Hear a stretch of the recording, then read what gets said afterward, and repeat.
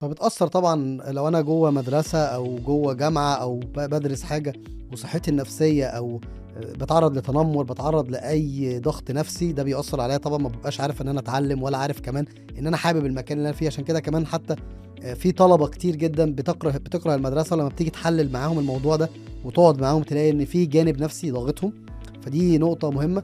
وفي نفس الوقت طبعًا إن أنت لو زي ما بنقول كده الكيميا بتاعة دماغك أو قدرات مخك متأثرة بضغط نفسي انت بتمر بيه، بالتالي انتاجيتك اصلا في التعليم بتبقى ضعيفة جدا. ده حقيقي. عايز اتكلم بقى عن علاقة ده جوه الشغل.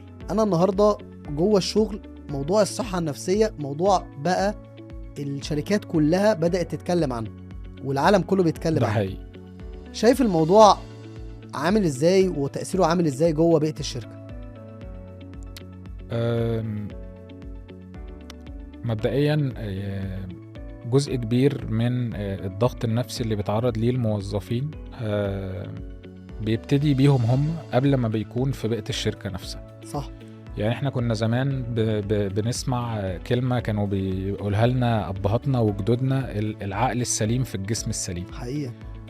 واحنا صغيرين مش فاهمين ايه يعني العقل السليم. تشوفها مكتوبة على حيطان المدرسة وتشوفها الناس كل عمالة الحيطان كانت بتقولها. مكتوبة. آم، في المنهج الشمولي او في الهوليستيك ابروتش بتاع الكوتشنج او بتاع تطوير الذات او تطوير الناس، بيتكلموا دايما من 3 نواحي: البادي مايند اند سبيريت. فهنلاقي ان العقل المايند دايما بيتأثر بالجسم. طيب انا شايف من خلال احتكاكي بموظفين كتير وبيئة العمل على مدار سنين ان من اكبر المشاكل اللي بتواجه الموظفين في سوء اهتمامهم بنفسهم، بصحتهم الجسدية عامة. واكبر حاجة بتحسس الشخص ان هو مش كويس الاكل اللي هو بياكله، النظام الغذائي بتاعه.